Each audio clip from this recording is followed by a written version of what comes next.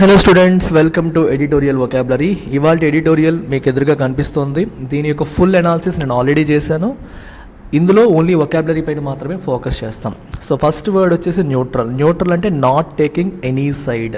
ఏదైనా యుద్ధం జరిగినప్పుడు, ఏదైనా కాన్ఫ్లిక్ట్ జరిగినప్పుడు ఏ పక్షానికి వెళ్లకుండా, ఎవరి పక్షాన మనం వకాల్తా పుచ్చుకోకుండా ఉండడాన్ని మనం న్యూట్రాలిటీ అంటాం. ఇక్కడ ప్యాసివ్ అన్నారు. ప్యాసివ్ అంటే ఏం చెయ్యకుండా ఉండడం. గుర్తుపెట్టుకోండి, ప్యాసివ్ అంటే నాట్ యాక్టివ్ అని, అంటే యాక్టివ్గా ఏదో ఒకటి ఇప్పుడు ఆ సమస్యని పరిష్కరించే ప్రయత్నం చేయకుండా, ఏం చేయకుండా సైలెంట్గా ఉండడాన్ని ప్యాసివ్ అంటాం. సో ఇండియా న్యూట్రల్గా ఉండొచ్చు, కానీ ప్యాసివ్గా ఉండకూడదు అనేది ఇక్కడ ఉద్దేశం. With respect to Russia Ukraine crisis, అంటే ఏదో ఒకటి చేసి ఇద్దరిని కలిపే ప్రయత్నం చేయాలి కదా అనే కాంటెక్స్ట్లో ఈ పదాన్ని వాడారు.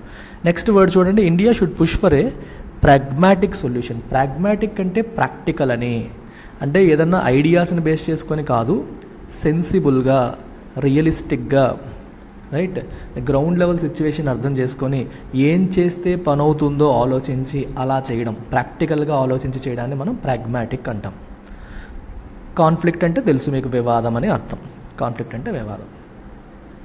సో నెక్స్ట్ మనకి కనిపిస్తున్న ఇంపార్టెంట్ వర్డ్ టై. టైస్ అంటే సంబంధాలు. టైస్ అంటే ఏంటమ్మా, రిలేషన్స్ అని అర్థం. ఇండియాకి యుక్రెయిన్కి రిలేషన్స్ అనే పదంలో అలాగే రాశారు. రిజాల్వింగ్ ద కాన్ఫ్లిక్ట్ అంటే వివాదం, రిజాల్వ్ చేయడం అంటే పరిష్కరించడం, సమస్యని పరిష్కరించడాన్ని మనం రిజాల్వ్ చేయడం అని చెప్పేసి అంటాం. అలాగే నెక్స్ట్ చూడండి, ఇక్కడ డిస్ప్లెజర్ అనేది ఏంటి, ప్లెజర్ అనే దానికి ఆపోజిట్, అంటే అసంతృప్తిని వ్యక్తపరచడం. అసంతృప్తిని, వాళ్ళు హ్యాపీగా లేరు అనే విషయాన్ని వ్యక్తపరిచారు అనే సెన్స్లో చెప్తున్నారు. అంటే ఫీలింగ్ ఆఫ్ అనాయన్స్, చిన్న కోపం, చిన్న అసంతృప్తి, దాన్ని మనం డిస్ప్లెజర్ అంటాం. అలాగే ఇంకా అలా కిందకు వస్తున్న కొద్దీ మనకి ఇంకొన్ని వర్డ్స్ కనిపిస్తూ ఉంటాయి. So just look at this. Yes, existential battle అనే పదం ఇక్కడ వచ్చింది. యుక్రెయిన్ వాళ్ళు వాళ్ళ ఎగ్జిస్టెన్స్ కోసం, వాళ్ళ అస్తిత్వం కోసం చేస్తున్న పోరాటం ఇది. అంటే రష్యా యుక్రెయిన్ మీద పడిపోతుంది, దాన్ని ఎదుర్కొంటుంది. ఈ బ్యాటిల్ ఎటువంటిదంటే ఎగ్జిస్టెన్షియల్ బ్యాటిల్. మేము ఓడిపోతే మా ఎగ్జిస్టెన్స్ ఉండదు, అంటే యుక్రెయిన్ అనే కంట్రీయే లేకుండా పోతుంది. మా అస్తిత్వం కోసం చేస్తున్న ఫైట్ ఇది, బ్యాటిల్ ఇది, యుద్ధం ఇది అని చెప్పేసి వాళ్ళు అంటున్నారు అక్కడ. ఇంకా ఇక్కడ చూడండి, సోవరీనిటీ అంటే సార్వభౌమాధికారం. సార్వభౌమాధికారం అంటే అర్థం ఏంటి, ఆ దేశానికి సంబంధించిన నిర్ణయాలు తీసుకునేటప్పుడు వేరే వాళ్ళ మీద ఆధారపడకుండా, వేరే వాళ్ళ పర్మిషన్ తీసుకోవాల్సిన అవసరం లేకుండా వాళ్ళే నిర్ణయించుకోగలిగే అధికారాన్ని మనం సార్వభౌమాధికారం లేదా సోవరీనిటీ అంటాం. The ability to take decisions on your own, అంటే ఎవరు, కంట్రీ. మన కంట్రీకి సంబంధించిన ఏ అంశం పైన మనం వేరే వాళ్ళ పర్మిషన్ తీసుకోవాల్సిన అవసరం లేకుండా ఉంటే మనకి సోవరీనిటీ ఉన్నట్టు, లేకపోతే సోవరీనిటీ లేనట్టు. అలాగే ఇక్కడ టెరిటోరియల్ ఇంటిగ్రిటీ అనే పదాన్ని వాడారు. టెరిటోరియల్ ఇంటిగ్రిటీ అంటే మీకు మామూలుగా టెరిటోరియల్ అంటే భూభాగానికి సంబంధించిన, టెరిటరీ అంటే భూభాగం అని, ఇంటిగ్రిటీ అంటే సమగ్రత అనే మీనింగ్ వస్తుంది. ఇంటిగ్రిటీ అంటే మనకి ఆనెస్టీ లాంటి మీనింగ్, ఇంకో మీనింగ్ కూడా ఉంది. అయితే ఇక్కడ టెరిటోరియల్ ఇంటిగ్రిటీ అనేది వేరే మీనింగ్లో వాడారు. అంటే ఓవరాల్గా కాంటెక్చువల్గా ఎలా వాడారనేది మీరు చూడాలి. అంటే ఇండివిజువల్గా రెండు పదాలకి వేరు మీనింగ్స్ ఉండొచ్చు, మీనింగ్స్ ఉండొచ్చు, కానీ ఓవరాల్గా ఈ పర్టికులర్ కాంటెక్స్ట్లో టెరిటోరియల్ ఇంటిగ్రిటీ అంటే మీనింగ్ ఏంటి అనేది మనకి తెలియాలి. అంటే మనకి ఇంటర్నేషనల్, ప్రపంచవ్యాప్తంగా తీసుకుంటే ప్రతి దేశానికి, ప్రతి సోవరీన్ స్టేట్కి, అంటే సార్వభౌమాధికారం ఉన్న ప్రతి దేశానికి వాళ్ళ భూభాగాన్ని వాళ్ళు కాపాడుకునే హక్కు. అంటే ఇప్పుడు ఇండియా ఉంది, ఇండియాకి పాకిస్తాన్కి బార్డర్ ఉంది. ఆ బార్డర్ దాటి వేరే వాళ్ళు రానియకుండా ఆపే హక్కు ఇండియాకు ఉంటుందా ఉండదా? ఉంటుంది. అలాగే పాకిస్తాన్కి ఉంటుందా ఉండదా? ఉంటుంది. ప్రతి దేశానికి కూడా వాళ్ళ బార్డర్స్ని పరిరక్షించుకునే హక్కు వాళ్ళకు ఉంది. ఆ పరిరక్షించుకునే రైట్ని మనం టెరిటోరియల్ ఇంటిగ్రిటీ అంటాం. ఆ రైట్స్ని మనం ఉల్లంఘించకూడదు, అంటే ఆ దేశపు భూభాగంలోకి వేరే వాళ్ళు ఎంటర్ అవ్వకూడదు అని అర్థం అనమాట. అది అక్కడ మీనింగ్. ఓకేనా? సో కాంప్లికేటెడ్ అంటే మీకు తెలుసు కదా, సంక్లిష్టమైన అంటే సింపుల్ కాకుండా కాంప్లికేటెడ్గా అలా. ట్రాన్స్ అట్లాంటిక్ అన్నారు, అంటే అట్లాంటిక్ సముద్రానికి అటువైపు ఇటువైపు ఉన్న, అట్లాంటిక్ సముద్రానికి అటువైపు యుఎస్ ఉంది, ఇటువైపు వెస్టర్న్ యూరోపియన్ కంట్రీస్ ఉన్నాయి, ఆ రకంగా అనమాట. ఓకే, అంతే. స్టే అవే అంటే దూరంగా ఉండడం. అంటే రష్యా రష్యా మీద వెస్టర్న్ యూరోపియన్ కంట్రీస్, అమెరికా మరియు ఎకనామిక్ వార్ని ప్రకటించాయి. ఆర్థికంగా రష్యాని ఇబ్బంది కలిగించడానికి ప్రయత్నం చేశాయి, క్రైసిస్లో ఉందని చెప్పేసి. ఈ మనకి ఇండియా మరియు global south countries, global south అంటే మనకి అమెరికా కింద, అలాగే వెస్టర్న్ యూరోపియన్ కంట్రీస్ కింద ఉన్న లాటిన్ అమెరికా, ఆఫ్రికా, ఈ కంట్రీస్ అన్నింటినీ గ్లోబల్ సౌత్ కంట్రీస్ అంటారు. ఇవన్నీ కూడా రష్యా మీద ఈ యూరోపియన్ కంట్రీస్ మరియు యుఎస్ చేస్తున్న ఎకనామిక్ వార్ నుంచి దూరంగా ఉన్నాయి. అది స్టేయింగ్ అవే అంటే దూరంగా ఉండడం అనమాట. అలాగే ఇక్కడ నావిగేట్ అనే పదం చూసారు. నావిగేట్ చేయడం అంటే అర్థం ఏంటి? ఏదన్నా ఒక జర్నీని జాగ్రత్తగా ట్రావెల్ చేసుకుంటూ వెళ్ళడం. You have to navigate these difficult times అన్నారనుకోండి. ఈ డిఫికల్ట్ టైమ్స్ని, ఈ కష్టకాలాన్ని మీరు ఎలాగోలాగా దాటాలి. ఇప్పుడు మామూలుగా షిప్ సముద్రంలో వెళ్తుంటే నావిగేట్ చేస్తారు, అంటే సముద్రానికి ఒక దారి, షిప్కి ఒక దారి చూపించడం, ఏ దారిలో వెళ్ళాలి, ఎలా వెళ్ళాలో డైరెక్షన్ చూపించడాన్ని మనం నావిగేట్ చేయడం అంటాం. ఇది ఇక్కడ ఒక మంచి కీవర్డ్ ఉంది, రియల్ పాలిటిక్ అని. ఇలాంటివి అంటే మన రెగ్యులర్ వొకాబులరీతో ఇది అడిషనల్ నాలెడ్జ్ అనమాట. ఇట్లాంటివి నోట్ చేసుకోండి మీరు. రియల్ పాలిటిక్ అంటే it is a simple expression for political realism. అంటే పాలిటిక్స్ బేస్డ్ ఆన్ ప్రాగ్మాటిజం లేదా రియలిజం. అంటే ప్రాక్టికాలిటీని బేస్ చేసుకొని రన్ చేసే పాలిటిక్స్ని రియల్ పాలిటిక్ అంటాం. ప్రాక్టికాలిటీ అంటే ఇప్పుడు చూడండి, మనకి రష్యా, యుక్రెయిన్ ఉంది. రష్యా తప్పు చేసిందని ఇండియాకు కూడా తెలుసు. ఇండియాకి రష్యా తప్పు చేసిందని తెలుసు కాబట్టి రష్యాదే తప్పు, యుక్రెయిన్ది కరెక్ట్ అని ఇండియా డైరెక్ట్గా ఓపెన్గా అన్నదా? అనలేదు. ఎందుకు? అలా చేయడం ప్రాక్టికల్ కాదు. ఎందుకని? రష్యా కొన్ని సంవత్సరాలుగా మనకు సపోర్ట్ చేస్తుంది, హిస్టారికల్గా మనకి పార్ట్నర్గా ఉంది, ఎన్నో టఫ్ సిచ్యువేషన్స్లో ఇండియా వైపు నిల్చుంది. అలాంటి రష్యా గురించి నువ్వు ఓపెన్గా అనేయడం అనేది ప్రాక్టికలా? కాదు. డిఫెన్స్ కోసం, వేరే విషయాల కోసం మనం రష్యా మీద ఆధారపడతాం, మంచి సంబంధాలు ఉన్నాయి.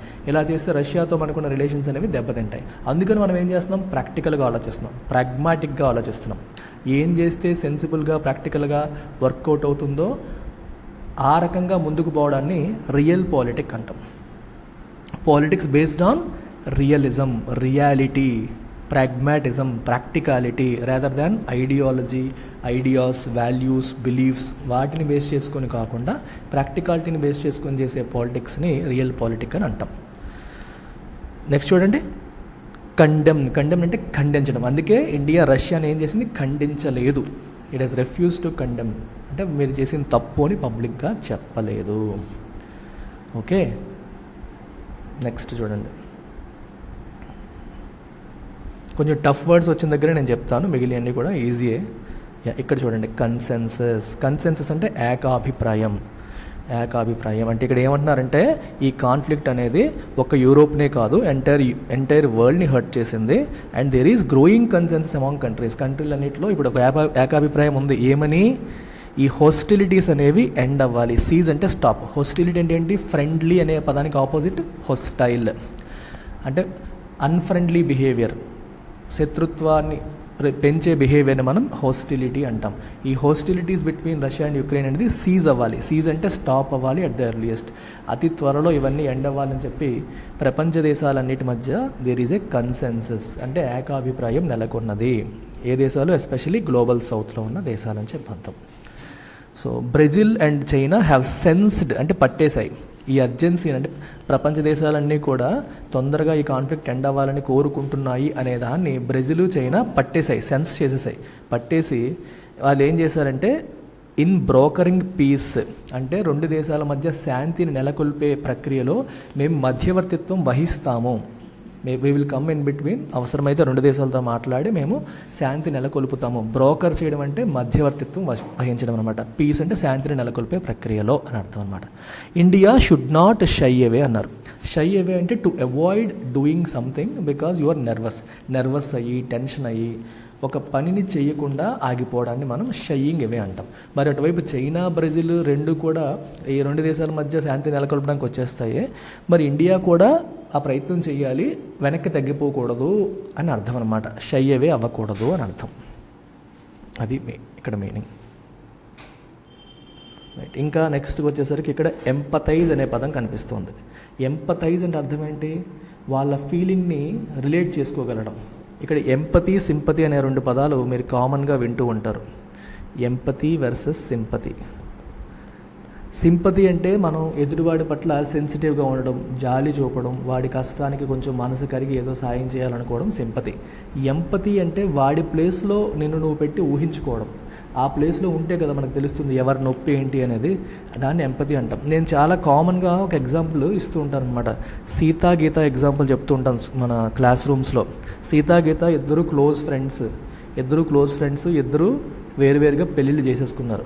పెళ్ళిళ్ళు చేసుకొని అత్తారింటికి వెళ్ళారు. అత్తారింటికి వెళ్ళిన తర్వాత ఒకరితో ఒకరు ఫోన్ మాట్లాడుకుంటున్నప్పుడు 2 సినారియోస్ చెప్తాను వినండి. సో మొదటి సినారియో, గీత మాట్లాడుతోంది, మా అత్తగారు రాక్షసి, నన్ను రాచి రంపాన పెడుతోంది అని చెప్పేసి గీత అంటుంది.